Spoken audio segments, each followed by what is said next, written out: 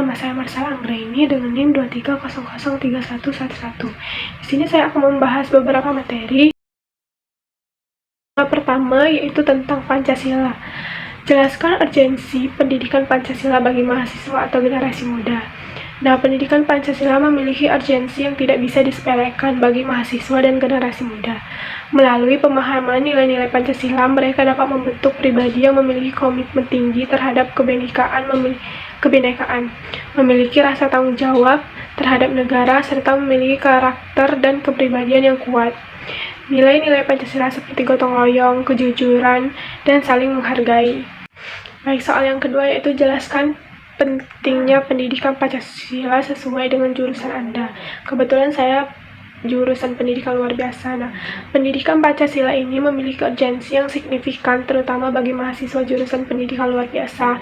Yang pertama yaitu sebagai penguatan kesadaran bangsa dan bernegara. Yang kedua yaitu memahami nilai-nilai Pancasila sebagai landasan bangsa. Yang ketiga yaitu menumbuhkan sikap toleransi dan keadilan. Yang keempat yaitu meningkatkan kualitas kepemimpinan dan pengambilan keputusan. Lalu soal yang ketiga dan keempat yaitu bagaimana relasi antara pendidikan Pancasila dan program studi Anda.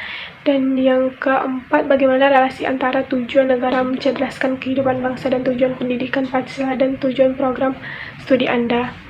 Nah, pendidikan Pancasila ini yang pertama mengintegrasikan nilai-nilai Pancasila sebagai dasar filosofi untuk membentuk karakter dan kepribadian warga negara. Yang kedua yaitu program studi ini fokus pada pendidikan dan pengembangan individu dengan kebutuhan khusus seperti anak-anak berkebutuhan khusus. Nah, di mana keduanya memiliki versi yang serupa, yaitu membangun orang-orang Indonesia menjadi bijaksana dan berpengetahuan.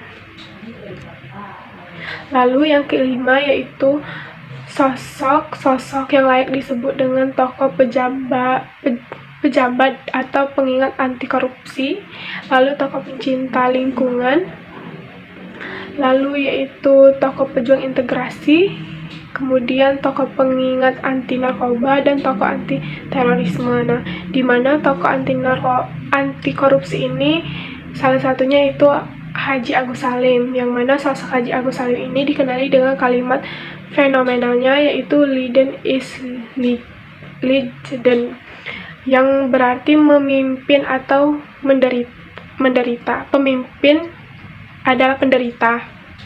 Lalu yaitu tokoh pencinta lingkungan, ada Ismit Haddad, yaitu Ketua Dewan Pemimpin Yayasan Kehati, yaitu Yayasan Konservasi Keanekaragaman Hayati terbesar di Indonesia.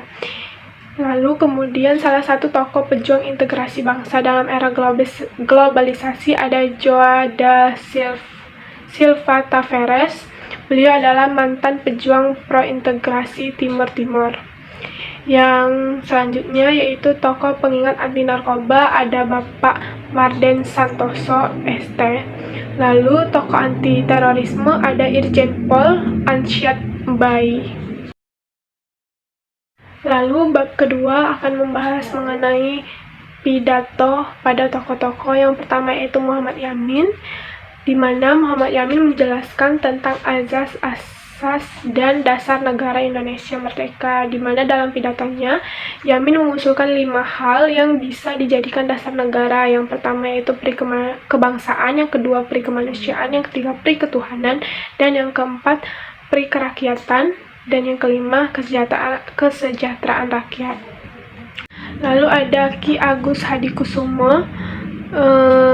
Tentang Ki Agus ini dalam sidang BPUPKI pertama tidak secara eksplisit tercatat dalam sumber-sumber.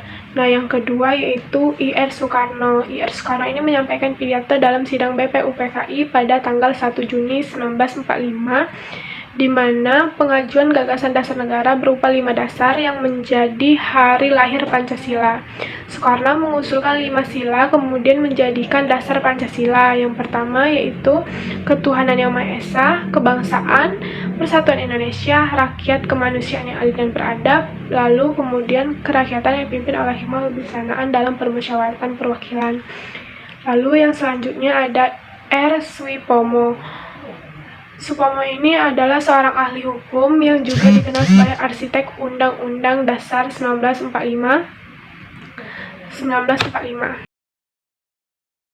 Nah, lalu yang selanjutnya kita akan membahas yang bab 3, di mana soal pertama yaitu Pancasila sebagai ideologi negara Indonesia memiliki akar yang dalam sumber historis, sosiologis, dan politisnya.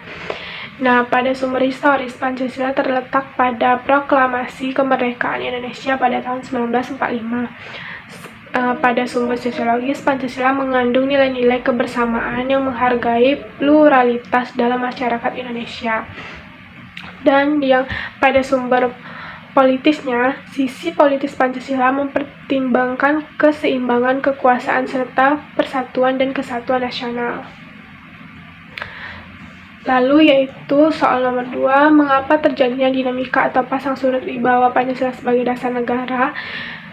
Diterimanya Pancasila sebagai dasar negara ini dan pandangan hidup bangsa membawa konsekuensi logis bahwa nilai-nilai Pancasila dijadikan landasan pokok, landasan fundamental bagi penyelenggara negara Indonesia. Nilai-nilai dasar Pancasila dapat menyesuaikan diri dengan perkembangan zaman. Lalu yang ketiga yaitu landasan globalisasi dan pertentangan dengan nilai-nilai Pancasila sekaligus solusi untuk mengatasi dampak negatif globalisasi.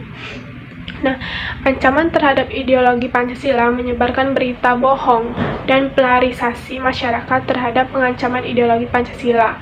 Solusinya adalah meningkatkan pemahaman dan pengawasan terhadap penggunaan teknologi informasi. Nah, inilah penjelasan dari saya. Saya akhiri. Wassalamualaikum warahmatullahi wabarakatuh.